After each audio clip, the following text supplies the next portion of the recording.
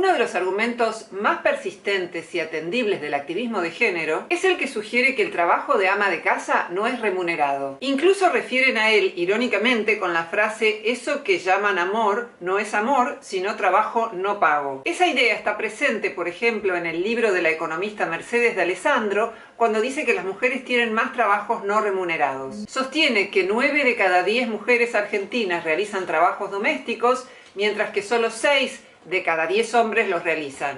Incluye, por supuesto, limpiar, cocinar, ocuparse de los hijos. Como la mujer no recibe salario por eso ni hay contrato de trabajo, sería víctima de la explotación y del empobrecimiento de la vida cotidiana. Pero es cuestionable la absoluta certeza de que se trata de trabajo no remunerado, ya que hay evidencias de que, uno, ellas prefieren en promedio más hombres con buen estatus económico, y de que, lográndolo o no, 2, ellos les transfieren recursos económicos, en particular cuando hay hijos, y que también las mujeres y otras hembras de distintas especies animales prefieren dedicarle más tiempo a la cría. Es decir, que acá no necesariamente habría explotación, sino una preferencia. Vamos a analizar cada una de estas consideraciones. La primera es la hipergamia, que es la tendencia por parte de las mujeres a formar pareja con hombres de mayor estatus económico que ellas. En su origen probablemente se trate de una adaptación evolutiva que favoreció la supervivencia de la mujer y la de la cría. Una encuesta realizada en España con 1.500 personas mostró que el 80% de las mujeres anteponen la condición socioeconómica del hombre a su atractivo físico a la hora de formar pareja. Entre las mayores de 33 años, es decir, que ya están en una edad de tener hijos, o por lo menos que el reloj biológico empieza a marcar su fin, el 86% prefieren hombres de estatus económico elevado. Quienes realizaron el sondeo sostienen que el 20% de las mujeres, cuando deciden tener hijos, empiezan a mirar a sus parejas de una manera distinta. Y 1 de cada 10 dice que cambió de compañero porque el suyo no daba con el perfil de padre. De modo que pareciera que las mujeres están atentas a la posibilidad de que haya una transferencia de recursos cuando deciden tener hijos, básicamente teniendo en cuenta que harán una considerable inversión parental en tiempo y esfuerzo dedicado a ellos, y que se les va a plantear probablemente un conflicto entre la posibilidad de trabajar afuera y la posibilidad de trabajar en casa, no porque sea incompatible, la mayor parte lo hacen, sino porque van a tener menos tiempo para trabajar fuera de casa. En el estudio que mencionamos, el orden de requerimiento para el varón era el siguiente: posición económica 81%, pasión 57% y compromiso con sus hijos 68%. Por encima del atractivo físico 19% o la colaboración por parte del hombre en las tareas domésticas 32%. El 77% de los hombres parecían ser conscientes de la prioridad que le dan las mujeres a la posición económica.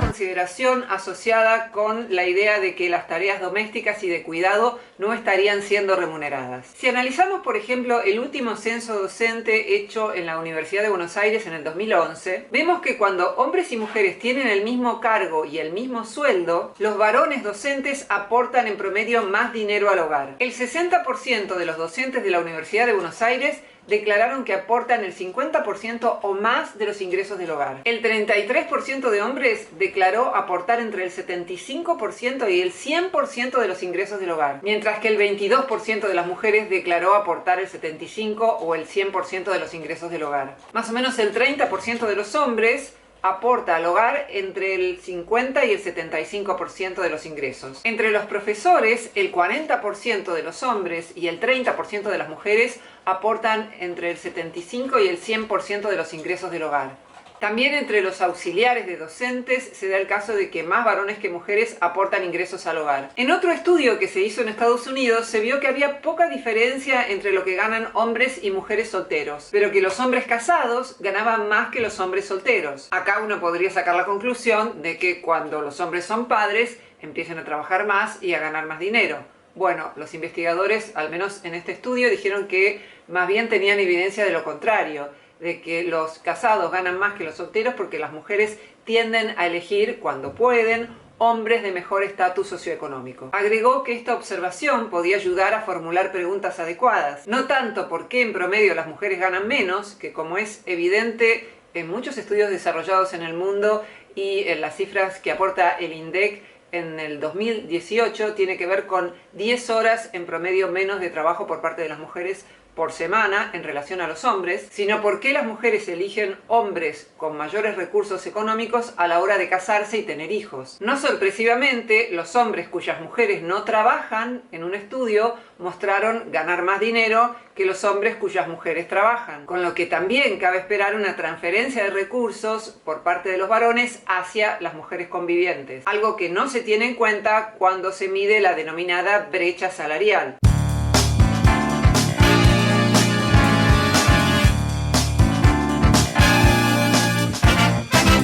El tercer argumento que podemos proponer para considerar que no necesariamente el trabajo doméstico es trabajo no remunerado, tiene que ver con que una familia es una cooperativa en la que sus miembros pactan una división del trabajo. Y lo hacen en función de dos cosas, de sus posibilidades y de sus preferencias. Acá voy a seguir en parte el artículo de un economista argentino que se llama Iván Carrino, en el que critica el libro de la economista Mercedes D'Alessandro. Carrino sostiene que cuando se forma una pareja heterosexual o de dos mujeres o de dos hombres, ambos acuerdan quién va a dedicar más tiempo al mercado laboral y quién se va a quedar más tiempo en casa. Esto ocurre al menos con muchas parejas y esto, dice, no implica explotación, sino un acuerdo entre personas libres que, nuevamente hay que recordarlo, eligen en función no solo de sus preferencias, sino también de sus posibilidades. Y en general es la mujer la que elige quedarse más tiempo en casa porque lo prefiere. Por supuesto, no todas lo prefieren, pero hay bastante evidencia, sobre todo en los estudios que se hicieron en los países escandinavos, donde hombres y mujeres comparten la licencia por paternidad y quienes eligen quedarse más tiempo con su hijo pequeño son las mujeres. Recordemos que esos países escandinavos son los que tienen los niveles más altos de igualdad de género del mundo. Esa mayor dedicación de la hembra al cuidado de la cría se da en todas las especies en las que la hembra hace una mayor inversión parental. Esto es, más esfuerzo, más tiempo de cuidado. Lo que no implica sostener que el varón no pueda compartir esa tarea. Tampoco significa que el varón no pueda dedicar más tiempo a la crianza de los hijos, incluso más tiempo que la mujer. Pero en principio es dudoso que esa elección de la mayor parte de las mujeres pueda sin más ser analogada a la explotación. Y por el otro lado, es falso que necesariamente se trate de trabajo no remunerado, puesto que la mayor parte de las veces la ganancia del varón se convierte en un ingreso familiar y constituyen una provisión para todo el grupo. Es como una cooperativa en la que sus miembros dividen el trabajo y las ganancias por igual. El economista Iván Carrino escribe, cito: A trabaja en la casa a cambio de una remuneración, que llega en la forma de A, un hogar donde vivir, B, consumo de lo que ambos deciden comprar en el supermercado, C, un vehículo propio o compartido, D, viajes compartidos o vacaciones. En el caso de las mujeres y los varones, hubo una razón histórica por la cual en determinado momento ellos salían al mercado laboral y ellas se quedaban en casa. Y cita un artículo de Horowitz en donde se consigna que antes del advenimiento del capitalismo industrial, mujeres y hombres trabajaban a la par en conjunto con sus hijos, dado que la familia era la unidad productiva principal y se buscaba principalmente la subsistencia. Durante las primeras etapas del capitalismo también sucedió que mujeres y niños trabajaban juntos en las fábricas. Sin embargo, en la medida en que los salarios crecieron y las conquistas de los trabajadores avanzaron, las familias empezaron a retirar a las mujeres y a los hijos de los espacios de trabajo fabriles. Con el tiempo se prohibió el trabajo infantil y este mayor crecimiento económico permitió que las mujeres se quedaran más tiempo en casa al servicio del cuidado de los hijos y también del mantenimiento del hogar. Carrino sostiene que las mujeres eligieron ese trabajo no remunerado, entre comillas, antes que el trabajo remunerado que tenían por entonces fuera de casa. A mediados del siglo XX se produjo un punto de inflexión por el cual las mujeres salieron masivamente a trabajar. Por otro lado, la tecnología hizo que el trabajo doméstico demandara menos tiempo, con lo cual era menos necesario que hubiera alguien siempre en casa ocupándose del trabajo doméstico. Esto D'Alessandro lo reconoce al dar cuenta de que en los años 60 solo 2 de cada 10 mujeres trabajaban fuera del hogar y hoy 7 de cada 10 trabajan fuera del hogar. Sin embargo, D'Alessandro cita a Silvia Federici que dice: en una sociedad configurada por relaciones monetarias, esta actividad natural es una forma de explotación. Fin de la cita. Sin embargo, dice Iván Carrino, si la pareja está fundada en un acuerdo voluntario entre las partes y el trabajo del hogar recibe una remuneración en especie, ¿dónde está la explotación? Una cosa es plantear que los varones podrían compartir más trabajos en la casa, en el caso de que no lo hagan, pero del mismo modo se puede plantear también que muchas mujeres de clases medias y altas suelen delegar el trabajo doméstico en otras mujeres. Y en su conjunto, estas mujeres que delegan el trabajo trabajan menos horas que los varones, o que algunas se separan y viven de la renta del exmarido Cómodamente y sin reinsertarse en el mercado laboral. Incluso en las clases altas, cuando se separan y la renta que reciben por sus hijos les alcanza para vivir holgadamente, algo que no niega que haya padres que no están al día con la manutención de sus hijos. También es claro que no todas las mujeres están en pareja. La manera en que muchos estados de bienestar resuelven eso es con ayuda a madres solteras. También hay medidas tomadas por distintos estados que tienden a volver menos dura la crianza de los hijos. Tengo entendido que Uruguay sancionó una ley de cuidados por la cual ofrece ayuda gratuita para cuidar a los chicos,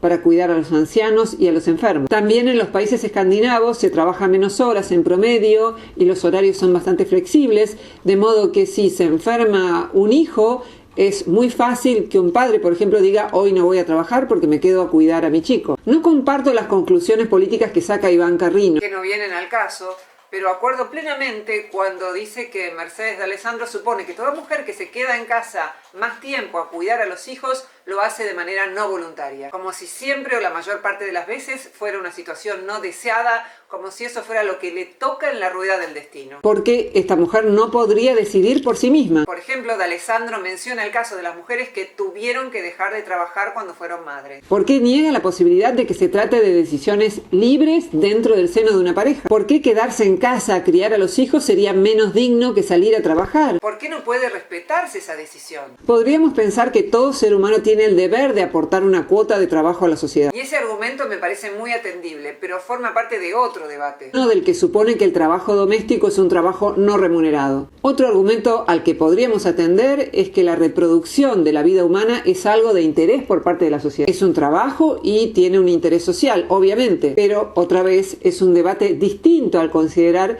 que siempre el trabajo doméstico por parte de la mujer y el trabajo de cuidado es no remunerado. De Alessandro y muchas otras activistas de género niegan por completo la autonomía de las mujeres, la posibilidad de que estén decidiendo en estos casos. Y acá nuevamente Mercedes de Alessandro cita a Silvia Federici, Que dice que diariamente hay un entrenamiento para que las mujeres acepten ese rol, negando nuevamente la posibilidad de que mujeres autónomas realicen esta elección. El argumento de Federici es el conocido argumento de los estereotipos. Pero el problema con las generalizaciones, porque eso es un estereotipo, no es el hecho de que existan, sino si son adecuadas o no. Desde esta perspectiva, la mujer sería una menor de edad que no sabe qué es bueno para ella. Por otra parte, las mujeres aparecen representadas como un colectivo oprimido y homogéneo, dice Carrino, lo que dista mucho de ser cierto. Además, en lo concerniente a la libertad de elegir, todos enfrentamos decisiones en las que tenemos que sacrificar una alternativa en favor de otra. Las restricciones son claramente mayores en las clases media y baja, en particular cuando descomponemos la brecha salarial en deciles, que es cuando vemos que trabajan más horas las mujeres de clases bajas. Y también nos encontramos con la sorpresa de que en el 9º decil las mujeres en promedio ganan más que los hombres. Alessandro escribe que cuando las mujeres desean trabajar, lo hacen a costa de restringir paseos, viajes, encuentros con amigos, estudios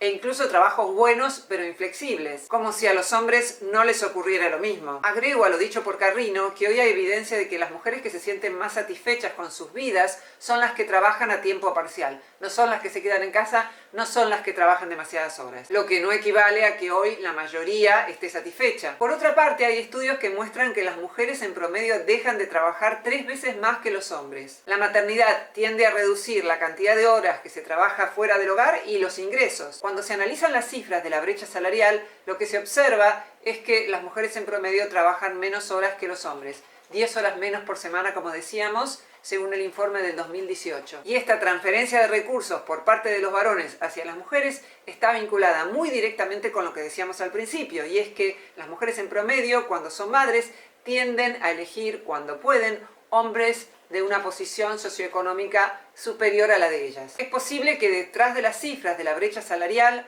haya elecciones por parte de las mujeres que no implican la explotación de nadie, solo la crítica de quienes lo analizan desde afuera. Mercedes D'Alessandro propone pensar en una forma de organización social en la que las mujeres tengan un rol diferente al que tienen ahora. Carrino destaca frases de D'Alessandro que indicarían que las mujeres estamos a nivel sistemático perjudicadas en relación a los varones. Escribe, por ejemplo, las mujeres siguen estando limitadas, las mujeres ganan menos que los varones, tienen pocas chances de ser ricas, las chicas solo quieren ganar igual, o, más sorprendentemente, las mujeres no deciden espontáneamente ser amas de casa. Iván Carrino se pregunta, ¿a qué rol se refiere? ¿Al de mi madre, dice, retirada como profesional del marketing? ¿Al de mi maestra en el colegio primario? ¿Al de Christine Lagarde, directora del Fondo Monetario Internacional? Un estudio presentado por el Observatorio de la Deuda Social Argentina indicaría que las mujeres que se quedan en el hogar serían más infelices. El problema de ese estudio, como tantos estudios de género, es que no tienen en cuenta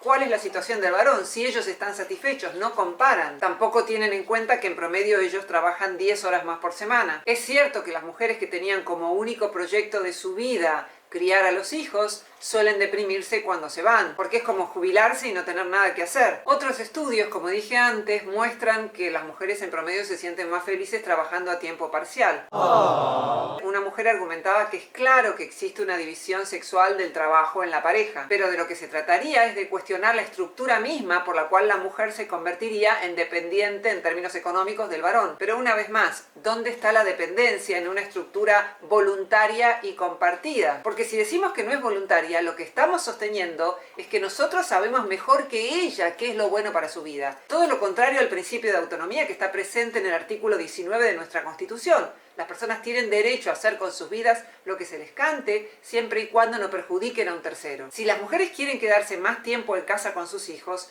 ¿cuál sería el argumento válido para negárselo? Del mismo modo que si el varón quisiera estar más tiempo en casa con sus hijos y menos tiempo trabajando. Es algo parecido a cuestionar a una persona por su sexualidad. Si eso no les gusta, no tengan hijos, pero dejen que los demás hagan lo que quieran con sus vidas. Me gustaría redondear la idea justo cuando termino la edición. Este video cuestionó que todo trabajo doméstico femenino sea no remunerado. No niego la necesidad de iniciar un debate sobre el tema. Tampoco niego por mera declaración de principio que dicha remuneración no deba existir. Pero a mi modo de ver, ese debate necesariamente deberá tener en cuenta el dinero que comparten las personas que están en pareja, que por otro lado está jurídicamente reconocido cuando una pareja se separa y se realiza la división de bienes. Tuve, como habrán podido notar quizás, algunos percances con el sonido y con la imagen de la segunda parte del video, pero en el retoque privilegié que se oiga y se entienda lo que se dice. Error que no será el último, así son las cosas.